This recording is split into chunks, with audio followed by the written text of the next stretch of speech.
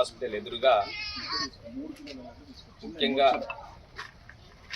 గౌడ కులస్తులు గీతా పారిశ్రామిక సహకార సంఘం నంబర్ 1 వారి సౌజన్యంతో గుడి నిర్మాణము శ్రీ శ్రీ శ్రీ రేణుకా ఎల్లమ్మ గుడి నిర్మాణం పెద్ద ఎత్తున పూర్తయినది. దీనికి గాను 2, 3, 4 3 తేదీలలో పెద్ద ఎత్తున శంకుస్థాపన ప్రతిష్టా కార్యక్రమాలు నిర్వహించడానికి వేద బ్రాహ్మణులైనటువంటి అచలాపురం వేద పాఠశాలకు సంబంధించినటువంటి అయ్యగార్ల చేత తేదీలు నిర్ణయించడం జరిగింది. మరి 2వ తారీఖు శాస్త్రోక్తంగా ఉత్సవమూర్తులను శివాలయం నుంచి మార్కండేయ కాలనీ మీదుగా రేణుకా ఎల్లమ్మ గుడి వరకు శోభయాత్ర, 3వ తారీఖు సామూహిక హోమములు, అదేవిధంగా 4వ తారీఖు యంత్రము ప్రాణ ప్రతిష్ట కార్యక్రమాలు ఏర్పాటు చేయడం జరిగింది. కాబట్టి అదేవిధంగా ఈ 3 రోజులు కూడా ఇక్కడే అన్నప్రసాదాలు ఇస్తారు. కేవలం గౌడ బంధువులే కాకుండా గౌడ కులస్తులందరికీ ఆరాధ్య దైవం అయినప్పటికీ, మా కులదైవం అయినప్పటికీ కూడా గ్రామ దేవతగా మిగతా కులాలందరూ కూడా అందరికీ కూడా ఆహ్వాన పత్రాలు అందించడం జరిగింది. అన్ని రాజకీయ పక్షాలకు కూడా ఆహ్వాన పత్రాలు అందించడం జరిగింది.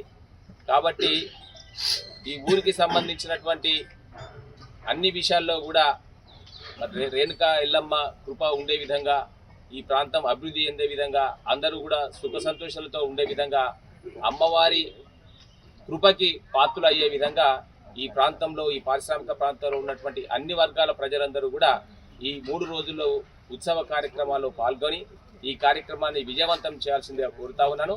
అదేవిధంగా ఎల్లమ్మ గుడి అంటే ఎప్పుడో ఉత్సవాలు నిర్వహించినప్పుడే కాకుండా ఎప్పటికీ కూడా నిత్య ధూప దీప నైవేద్యాలు జరిగే విధంగా ఒక అయ్యగారిని కూడా ఇక్కడ బ్రాహ్మణుడైనటువంటి అయ్యవారిని కూడా ఇక్కడ ఏర్పాటు చేయడం జరిగింది. కాబట్టి నిరంతరము పూజాది కార్యక్రమాలు జరుగుతూ ఉంటాయి. కాబట్టి ఇంత మంచి కార్యక్రమాన్ని గౌడ కులస్తులందరూ కూడా, గౌడ బాంధవులందరూ కూడా తమ ఇలవేల్పుగా ఉన్నటువంటి కులదైవం యొక్క కార్యక్రమంలో ప్రతి గౌడ కుటుంబం కూడా హాజరు కావాల్సిందిగా కోరుతూ, అదేవిధంగా మిగతా కులాలందరూ కూడా మరి అందరం కూడా సమైక్య జీవనంలో జీవిస్తూ ఉన్నాం. కాబట్టి వారందరూ కూడా ఈ కార్యక్రమానికి 3 రోజులు కూడా ఇష్టంగా అందరూ కూడా హాజరై కార్యక్రమాన్ని విజయవంతం చేయాల్సిందిగా కోరుతూ రేణుకా ఎల్లమ్మ కృపకి పాత్రలు కావాల్సిందిగా కోరుతాం. ఎల్లలను కాపాడేటువంటి ఎల్లమ్మ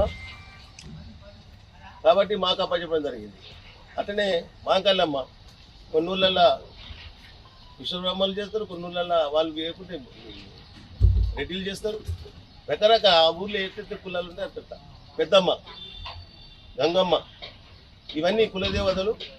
ఈ కులదేవతలు వాళ్ళ కులాలు స్థాపించిన తర్వాత మన గ్రామదేవత అవుతుంది.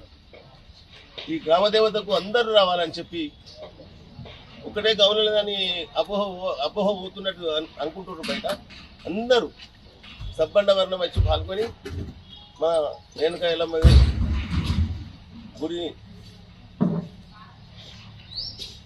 శక్తిని ప్రజలందరూ పాల్గొంటే అమ్మవారికి ఒక శక్తి పెరుగుతుంది. కాబట్టి అందరూ పాల్గొనాలని చెప్పి కోరుకుంటున్నాం.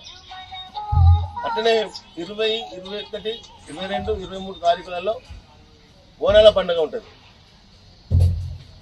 ఈ బోనాల పండుగకు దాదాపు 2000 అనుకుంటున్నాం. 5 ఎటు అంత తోస్తలేదు మాకు. 5000 మంది కూడా రావచ్చు అని చెప్పి పెద్దలు అంటారు, అందరూ సర్వే చేసిన వాళ్ళు.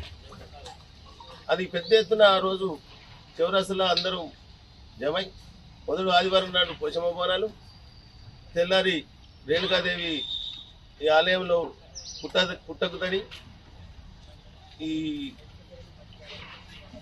మంగళవారం నాడు ఎల్లమ్మ బోనాలు సాయంత్రం బయలుదేరుతాయి. తర్వాత ఇక్కడ కంటిన్యూగా బోనాలు వచ్చిన తర్వాత రేణుకాదేవి యొక్క జమదగ్ని రేణుకాదేవి యొక్క కళ్యాణం ప్రారంభమవుతుంది. కాబట్టి గ్రామంలో ఉన్నటువంటి ప్రజలందరూ, అన్ని కులాల వాళ్ళు, ఇది మన సనాతన ధర్మంలో అందరం ఒకటే కాబట్టి అందరూ పాల్గొనాలని చెప్పి కోరుకుంటున్నాం. మరిన్ని వీడియోస్ కోసం ఛానల్ ని సబ్స్క్రైబ్ చేయండి. లేటెస్ట్ అప్డేట్స్ కోసం వాట్సాప్ ఛానల్ ని ఫాలో అవ్వండి. ఆ లింక్ డిస్క్రిప్షన్ లో ఉంది.